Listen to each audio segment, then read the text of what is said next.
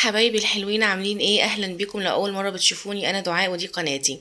النهارده بقى يا جماعه هنعمل احلى فراخ مشويه بتتبيله خطيره بجد، وعايزه اقول لكم جوسي جدا وطريه جدا فوق ما تتخيلوا. بصي بتدوب في البق، يعني بصي انا بمسكها تتقطع في ايدي ازاي بمنتهى السهوله. طعمها تحفة خطيرة جدا. وكمان هعمل بقى رز بشعرية وسلطة الحاتي زي ما انت شايفة معايا كده. المية بقى بتاعت السلطة دي هقولك بنطلعها ازاي. وكمان سلطة طحينة طعمها خطير زي بتاعت المطاعم بالظبط. وكمان سلطة بابا غنوج برضو. كل ده هنعرفه دلوقتي. بس يلا نصلي ونسلم على سيدنا النبي عليه الصلاة والسلام، ويلا نشوف المقادير والطريقة بتاعت وصفتنا النهاردة. اول حاجه بجيب الفراخ بتاعتي، بغسلها كويس جدا جدا جدا، وبعد كده بنقعها كده في ميه يكون فيها ملح وليمون وخل، واسيبها شويه. انا قايله اللي بتاع الفراخ يقطعها لي زي ما انت شايفه كده تقطيعات شيش، يعني بيقسم الورك كده على 3 قطع. وبنقع الفراخ بالشكل ده، وبعد كده بطلعها من الميه دي واشطفها تاني كويس جدا جدا، وكده تبقى جاهزه معايا. احضر بقى التتبيله. عندي بصل، جزر، طماطم، عندي اوراق من الكزبره، عندي توم، عندي فلفل الوان. والتوابل بقى عباره عن كمون، كزبره، فلفل اسود، شطه، بابريكا، زعتر، حبهان باودر، 7 بهارات. وعندي كمان بهارات فراخ وقرفة وجنزبيل وكاري. بحط بقى كل الكلام ده كده في الكبة كله مع بعض واضربه. لو ما عندكيش كبة ممكن تستخدمي الخلاط عادي جدا، بتحطي الحاجات كلها تضربيها في الخلاط مع مثلا نص كوباية مية او كوباية مية لغاية ما الخلاط بس يشتغل يمشي معاكي. وبتفرميها ناعم بالشكل ده زي ما انت شايفة. وبعد كده تحط لها علبتين من الزبادي وزيت وخل وعسل اسود. ما تستغربيش من العسل الاسود، هو بيدي تسكيرة حلوة كده، وبيخلي طعم الفراخ حلو. وكمان لما تيجي تشويه كده يبقى محروق كده ايه، يدينا اللون الحلو اللي احنا بنحبه في الفراخ المشوية ده. اقلب بقى كل الخلطة دي كده مع بعض وانزل فيها الفراخ واسيبها بقى في التتبيلة اقل حاجة ساعتين. كل ما تسيبيها اكتر كل ما تبقى احلى واحلى معاكي.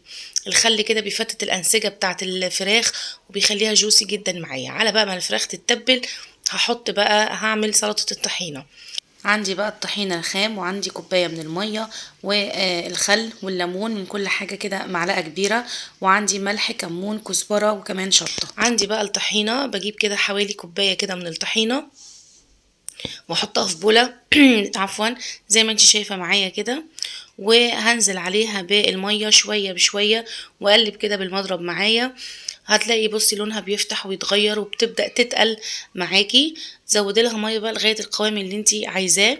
بعد كده بقى هحط الليمون وهحط الخل، وهحط بقى الشطة والكمون والملح، الحاجات اللي بتطعمني بقى سلطة الطحينة معايا. وبتبقى جاهزة معايا بالقوام ده زي ما انتي شايفة كده. بس كده نعمل بقى سلطة الحاتي يلا مع بعض. عندي طماطم متقطعة كبير، طماطمية كده بقطعها على 4 على طول، خيار متقطع برضو كبير، بصل جوليان، عندي طماطميتين مبشورين، وعندي ليمون، وعندي خضرة وفلفل رومي، وعندي بابريكا وشطة وكمون وكزبرة وملح زي ما انتي شايفة كده. هجيب بقى بولة وهحط فيها المية. هحط لازم تكون مية ساقعة متلجة. هنزل عليها بالطماطم المبشورة، وهنزل عليها بالشطة والكمون والكزبرة والبابريكا والملح. اقلب التوابل دي في المية كده. وبعد كده بنزل بقى بتلج، لو عندي قوالب تلج في الفريزر كمان بنزل بتلج كده، قطع من التلج كده زي ما انت شايفة معايا. وهنزل بقى بالخضار بتاعي كله احطه، الطماطم، الخيار، الخضرة، الفلفل الرومي، البصل، زي ما انتي شايفة كده. كل الخضار بقطعه تقطيعة كبيرة، واقلب بقى الخضار ده كله مع بعضه كويس زي ما انتي شايفة كده. اللهم صل وسلم وبارك عليك يا حبيبي يا رسول الله. بس كده بقت معايا السلطة جاهزة. ومية السلطة شايفة الجمال، شايفة اللون الحلو اللي بنشوفه في المطاعم، يعني بمنتهى السهولة والبساطة. يلا بقى نعمل البابا غنوج.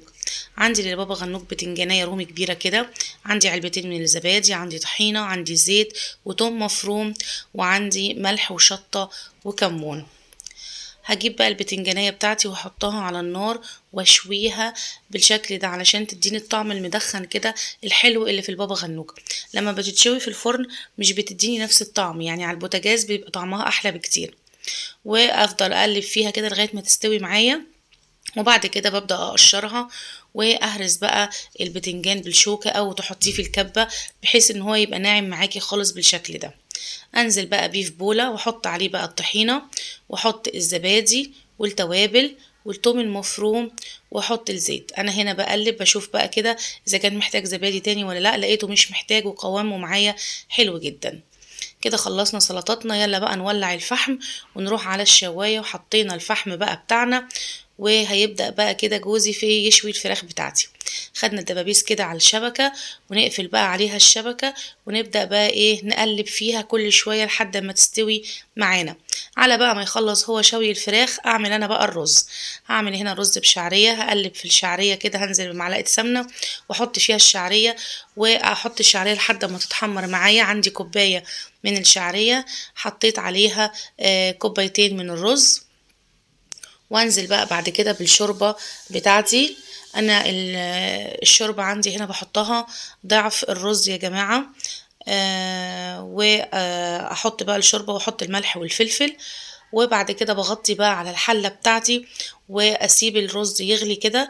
واول ما يبتدي يتشرب كده بهدي النار خالص واسيبه يستوي براحته على نار هادية ويطلع معايا مفلفل بالجمال والحلاوة دي زي ما انتي شايفة، يعني الرزاية برزتها كده زي ما بيقولوا. نرجع بقى نبص ونشوف الفراخ بتاعتنا اخبارها ايه. بصوا بقى اتشوت وبقت زي الفل. وبعدين نقدمها بقى مع السلطات اللي احنا عملناها. طلعنا بقى مية السلطة كده حطيناها في مج كده زي ما بيبقى في المطاعم بالظبط. والفراخ عايزة اقولك بجد جوسي جدا، الزبادي بتديها طراوة، الزيت بيديها طراوة، الخل بيفتت الأنسجة بتاعت اللحمة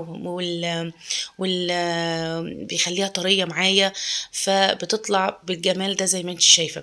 كمان الخضار اللي احنا حطيناه والحاجات دي بتطعم لي الفراخ وتخلي طعمها حلو قوي قوي قوي.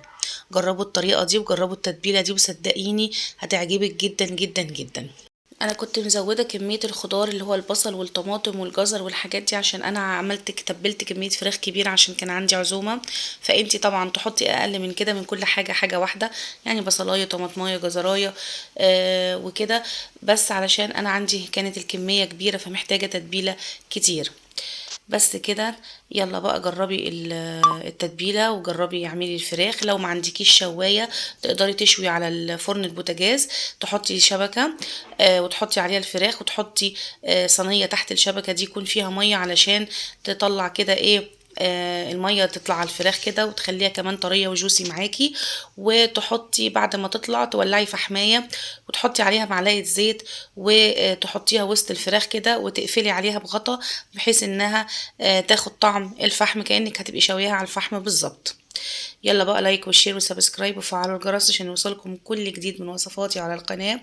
لو عايزين اي وصفة قولولي في التعليقات وان شاء الله هعملها لكم، وهستنى تطبيقاتكم وتعليقاتكم لان بجد رأيكم بيهمني جدا وبيفرق معايا جدا جدا. يلا بقى باي باي، ونتقابل في فيديوهات جاية كتير مع بعض ان شاء الله.